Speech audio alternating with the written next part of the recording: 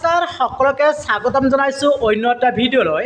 আজি আমি আলোচনা কৰিম 29 ছেপ্টেম্বৰত হ'বলগীয়া এডিআৰই গ্ৰেড 3 গ্ৰেজুৱেট লেভেল পৰীক্ষা, 27 অক্টোবৰত হ'বলগীয়া এডিআৰই গ্ৰেড 4 পৰীক্ষাৰ বাবে আজি ভিডিঅ'টোত আমি আলোচনা কৰিম ভূগোলৰ কিছুমান প্ৰশ্ন। গতিকে পলম নকৰি আজি ভিডিঅ'টো আৰম্ভ কৰিছোঁ। প্ৰশ্ন: পৃথিৱীৰ বৃহত্তম মহাসাগৰখন হ'ল এ প্ৰশান্ত মহাসাগৰ, বি আটলান্টিক মহাসাগৰ, চি ভাৰত মহাসাগৰ, ডি দক্ষিণ মহাসাগৰ। ইয়াৰ শুদ্ধ উত্তৰটো হ'ব অপশ্যন এ প্ৰশান্ত মহাসাগৰ। এতিয়া প্ৰশ্ন হয় মুঠ মহাসাগৰ কেইখন? মুঠ মহাসাগৰ 5খন। মনত ৰাখিব মুঠ মহাসাগৰ 5খন। এতিয়া প্ৰথমখন মহাসাগৰ হ'ল প্ৰশান্ত মহাসাগৰ। যদি প্ৰশ্ন হয় যে দ্বিতীয়তম মহাসাগৰখন হ'ল এইকেইটা অপশ্যন দিলে তেতিয়াহ'লে শুদ্ধ উত্তৰটো হ'ব আটলান্টিক মহাসাগৰ। নাইবা প্ৰশ্ন হয় যে পৃথিৱীৰ কোনখন মহাসাগৰ দেশৰ নাম অনুসৰি ৰখা হৈছে, তেতিয়াহ'লে উত্তৰটো হ'ব ভাৰত মহাসাগৰ। মনত ৰাখিব আৰু আপোনালোকে মহাদেশ আৰু মহাসাগৰ এটা ভালদৰে ষ্টাডি কৰি ল'ব। ইয়াৰ ওপৰত এটা প্ৰশ্ন আহিবই আৰু এইখিনি ষ্টাডি কৰিবৰ কাৰণে আপোনালোকে ক্লাছ 6ৰ যিটো ভূগোল আছে, ভূগোলৰ চাব আপোনালোকে মহাদেশ আৰু মহাসাগৰ কেইখন আছে, গতিকে ভালদৰে তাতে ষ্টাডি কৰি ল'ব। ইয়াৰ পিছৰ প্ৰশ্নটোলৈ আহিছোঁ।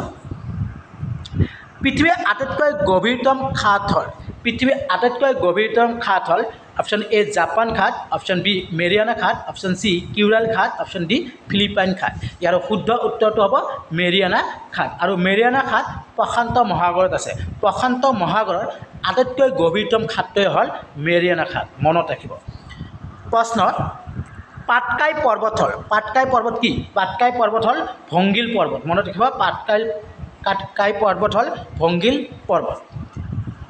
প্ৰশ্ন: পৃথিৱীৰ বৃহত্তম নদীদ্বীপটো হ'ল, পৃথিৱীৰ বৃহত্তম নদীদ্বীপটো হ'ল Majuli. Option B is correct answer Majuli. যদি প্ৰশ্ন হয় পৃথিৱীৰ ক্ষুদ্ৰতম নদীদ্বীপটো কি, তেতিয়াহ'লে উমানন্দ হ'ব।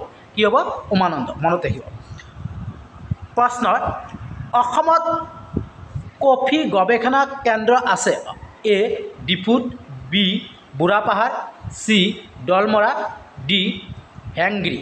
ইয়াৰ শুদ্ধ উত্তৰটো হ'ব অপশ্যন এ ডিফুত। অসমত কফি গৱেষণা কেন্দ্ৰ ডিফুত আছে। মনত ৰাখিব। প্ৰশ্ন: ভাৰতবৰ্ষৰ পূবত অৱস্থিত, ভাৰতবৰ্ষৰ পূবত অৱস্থিত দেশখনৰ নাম কি? দেশখনৰ নাম ম্যানমাৰ। মনত ৰাখিব ভাৰতবৰ্ষৰ পূবত অৱস্থিত দেশখনৰ নাম ম্যানমাৰ। অপশ্যন খ ইজ কাৰেক্ট এনচাৰ। ইয়াৰ পিছৰ প্ৰশ্নটোলৈ আহিছোঁ। প্ৰশ্ন: ভাৰত মহাসাগৰত থকা মৰিচিয়াছ দ্বীপ হ'ল, ভাৰত মহাসাগৰত থকা মৰিচিয়াছ দ্বীপ হ'ল, যিটো ভাৰত মহাসাগৰৰ মৰিচিয়াছ দ্বীপ আছে, এই দ্বীপটো হ'ল আগ্নেয় দ্বীপ। মনত ৰাখিব আগ্নেয় দ্বীপ। Option B is correct answer. প্ৰশ্ন: পৃথিৱীৰ সৰ্বোচ্চ পৰ্বত হ'ল, পৃথিৱীৰ সৰ্বোচ্চ পৰ্বত বুলি আহিলে ইয়াৰ উত্তৰটো হ'ব Himalaya. Option C is correct answer. প্ৰশ্ন: মাউণ্ট এভাৰেষ্ট শৃংগৰ উচ্চতা হ'ল, এইটো প্ৰশ্ন উত্তৰ আপোনালোকে জানে। মাউণ্ট এভাৰেষ্ট শৃংগৰ উচ্চতা হ'ল ৮,৮৪৮ মিটাৰ। গতিকে কাৰেক্ট এনচাৰ অপশ্যন বি। প্ৰশ্ন: আল্পছ পৰ্বতমালাক স্পেইন আৰু ফ্ৰান্সৰ মাজত কি নামেৰে জনা যায়?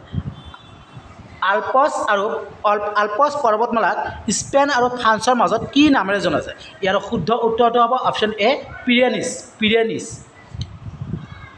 পিৰেনিছ।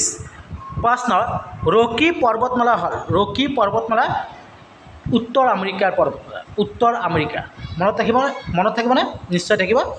এইবাৰ প্ৰশ্ন আহিছোঁ। নেক্সট প্ৰশ্ন: এণ্ডিছ পৰ্বতৰ সৰ্বোচ্চ শৃংগ হ'ল, এণ্ডিছ পৰ্বতৰ সৰ্বোচ্চ শৃংগ হ'ল option B is correct answer একানকাণ্ডুৱা। প্ৰশ্ন: পৃথিৱীৰ উচ্চতম স্থানত অৱস্থিত হ্ৰদটো হ'ল, পৃথিৱীৰ উচ্চতম স্থানত অৱস্থিত হ্ৰদটো হ'ল অপশ্যন এ টিটিকা। প্ৰশ্ন: পৃথিৱীৰ দীৰ্ঘতম পৰ্বতমালা হ'ল, পৃথিৱীৰ দীৰ্ঘতম পৰ্বতমালা হ'ল অপশ্যন বি এণ্ডিছ। মনত ৰাখিবা পৃথিৱীৰ দীৰ্ঘতম পৰ্বতমালা হ'ল অপশ্যন বি এণ্ডিছ।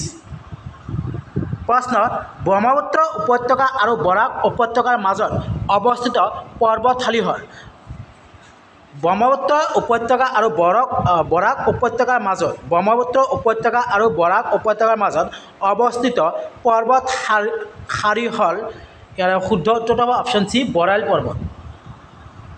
প্ৰশ্ন অসমৰ পাহাৰীয়া জিলা দুখন হ'ল অসমৰ পাহাৰীয়া জিলা দুখন হ'ল অপশ্যন এ কাৰ্বি আলং আৰু উত্তৰ কাছাৰ মনত ৰাখিব।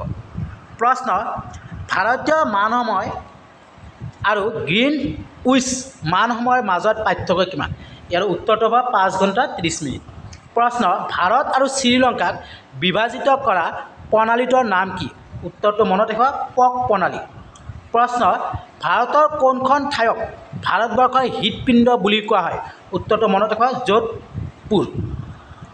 প্ৰশ্ন বিশ্বৰ ভিতৰত সৰ্বাধিক বৃষ্টিপাত হোৱা ভাৰতৰ ঠাইখনৰ নাম কি? উত্তৰটো মনত ৰাখিব মৌচিনৰাম। ক'ত আছে? মেঘালয়ত আছে। প্ৰশ্ন ভাৰতবৰ্ষৰ মাজেৰে পাৰ হৈ যোৱা অক্ষ ৰেখাডালৰ নাম কি? উত্তৰটো মনত ৰাখিব কৰ্কট ক্ৰান্তি ৰেখা। প্ৰশ্ন ভাৰতৰ দীৰ্ঘতম পৰ্বতৰ নাম কি? উত্তৰটো মনত ৰাখিব গ্ৰেণ্ড ট্ৰাংক ৰোড। প্ৰশ্ন ভাৰতৰ কোনখন চহৰক পিংক চিটি বুলি জনা যায়? উত্তৰ মনত ৰাখিব জয়পুৰ। প্ৰিয় বন্ধু বান্ধৱীসকল ভিডিঅ'টোত কিবা ভুল ভ্ৰান্তি হ'লে নিজৰ বুলি ক্ষমা কৰি দিব আৰু ভিডিঅ'টো যদিহে ভাল লাগে তেতিয়াহ'লে লাইক এটা কৰিবই, কমেণ্ট কৰিবই আৰু যিমান পাৰে ফ্ৰেণ্ডক শ্বেয়াৰ কৰি দিব, লগতে ছাবস্ক্ৰাইব কৰিব আৰু ছাবস্ক্ৰাইব বেলটো বজাই ৰাখিব। ধন্যবাদ।